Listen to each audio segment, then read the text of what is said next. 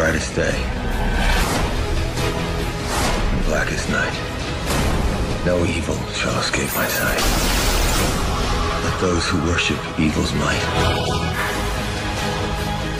beware my power. Green Lantern's light! Hey guys, it's StarrySky, and I'm bringing you this video to talk about the updates that recently has happened to hard light controllers, specifically two of the skills, and to pretty much go over a loadout and two different ways you can have your power points, which is entirely up to you. You can go more debuff ways or more into the iconics. So let's go straight to loadout, and pretty much this is now the loadout I run for everything now, because I do have the changes to the group shielding, which gives power, and to entrap, which is now a debuff and also and always was encased. It's now become quite handy, and it has given us more room so we can get word of power and lets us play around with our loadout so we can get the extra array of debuffs, shield and self-shielding into it. So this is the loadout I run now for T4 and T5 content. Light Claws, Recharge, Entrap, Grasp in Hand, Light Barrier, and Group Shielding. Light Claws for power over time, Recharge obviously giving power to other people, Entrap. Now this is a mid-ranged, reduces armor debuff. Now plus it also encases people, so it's also good for ad control as well, which I quite like. I quite like the skill now. Grasp in Hand, it's a ranged debuff, so it's just very good for, for damage, so you can reduce that damage.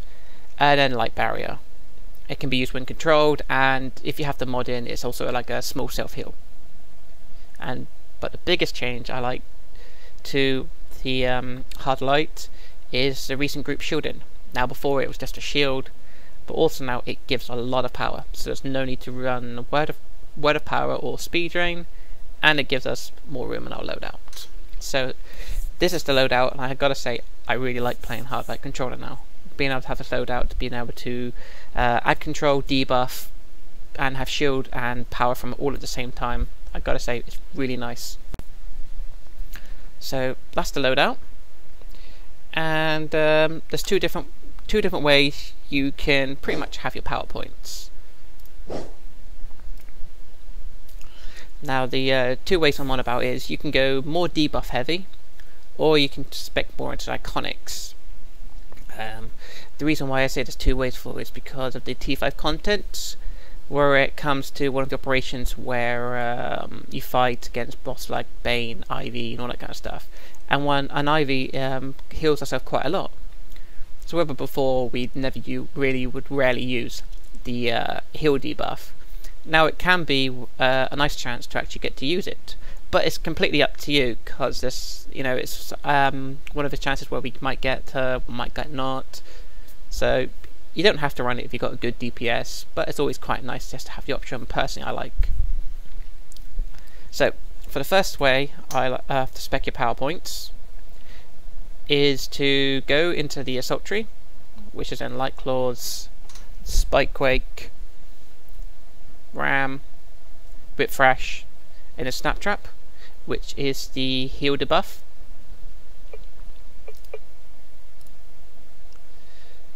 And then the Support Tree, which now, since the changes, most of our power points will go into. Boxing Glove, Hand Clap, so we can get Light Barrier, Impact, so we can get Grasp in Hand, Recharge, Entrap, which is now a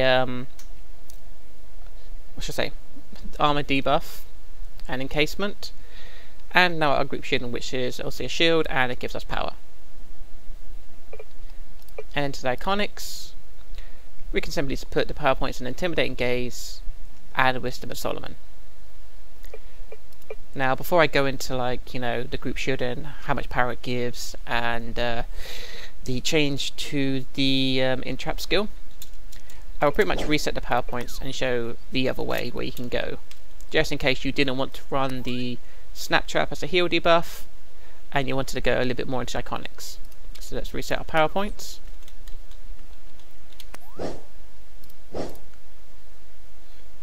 So you're going to get one from Light Claws for our POT, and then most importantly, get 2 from those ones so we don't forget. And then what we're pretty much going to do is we're going to get the same from before in here. And as you can see, it leaves us with quite a few power points left over. So if you don't want to go in the debuff ones, the only thing you need from the assault is Light Claws for your POT. And then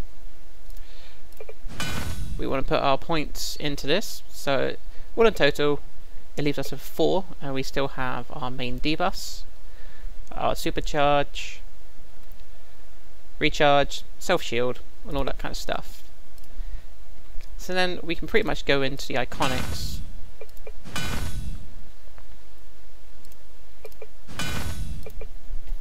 And we can get a little bit more defense, health, and even the DPS ones. Just give us a little bit more chance of doing some damage. All that damage, especially to do with the new T5 operations, all the damage helps. And then it would be pretty much the same loadout. Claws for POT, recharge, entrap for encasement and armor debuff, grasp in hand for our damage debuff, group shielding as our supercharge, and then light barrier for our self-charge. So that's pretty much the 2 ways we can go. One, we can either go one for the more debuff, or we can just go one into the more iconics to give us more HP, more defense, and a little bit more attack. So the one for the more iconics way is a point in Light Claws, and then we go to support and put a point in boxing, hand clap, light barrier, impact, recharge, entrap, grasp in hands, and the supercharge group shielding. In iconics, we would go, obviously most importantly, would be Wisdom of Solomon and Intimidating Gaze. And the rest of the points, we can pretty much put them where we like, but I would rather put them in the defense, nanoweave armor, the HP, powerful resistance, and then personally I like to have them in the weapons expert and tactical genius, just to help out with a little bit more damage. So it's the same loadout, but just 2 different ways to do the power points. So now to the 2 changes which I was on about before, to do with entrap and the supercharge. Before we used to have to use whip thrash for a debuff, but we would have to go literally up to the boss and use whip thrash, and then we would be able to clip it with recharge. So that would put us at quite a risk. But now with the debuff and trap, we can actually go mid-ranged. So pretty much from here, even though it's not much of that, it's better than using whip thrash before. But the only problem with entrap though is that you can't use recharge to clip it. So let's just put myself down a little bit of POT, and then let me know entrap, and I'm trying to press recharge. It won't let me do it during the animation, but as you can see, it'll let me do it afterwards. But there is a nice little way of actually getting it and clipping it. It's simply just using trap and jump. I see, we're not stuck in the animation, so we still get the debuff or the encasement. So we can literally go in trap, jump, recharge. And we've got the debuff and encasement, which is quite nice. And let's just see if it works a little bit further. Nope. So yeah, pretty much it is like a mid-range debuff now. That is pretty much about the distance we would get for the debuff, which is better than Rip Thrash, and it's a lot nicer. So now on to the best change out of the lot, which is personally my favourite, and I really do like this change so much for having a shield and power from one go, is group shielding.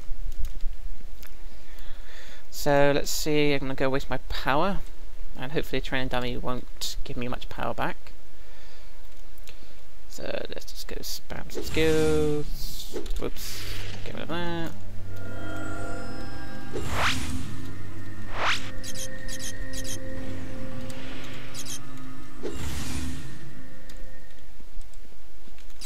Right, and now I see them know. Training dummy, I don't want power. Okay, let's pop our supercharge. 247, 247, 371 crit, another 247, another 3-1 crit. And then the training dummies give a load of power. But pretty much it gives us a full power bar. So a shield and some power, which is just really good now, especially for T5 operations, where the shield comes in handy and we're getting power from it. I think that pretty much covers all of that. I've gone through the new loadout, which I recommend for hard-like controllers. There are 2 different ways you can spec your power points, which is mostly for you can go debuff ways, or you can go some more spec more into the iconics. And I've gone through the change to entrap as a debuff and the supercharge. So I hope this will help out current hard-light controllers or any future current hard-light controllers who are thinking of changing. It is good power and it's fun. And you know, more lanterns are always nice. So anyway guys, thanks for watching this. If there's anything that I've missed, please leave it in the comments, you know, because it's always nice to be updated on stuff. And until next time guys, I'll catch you later.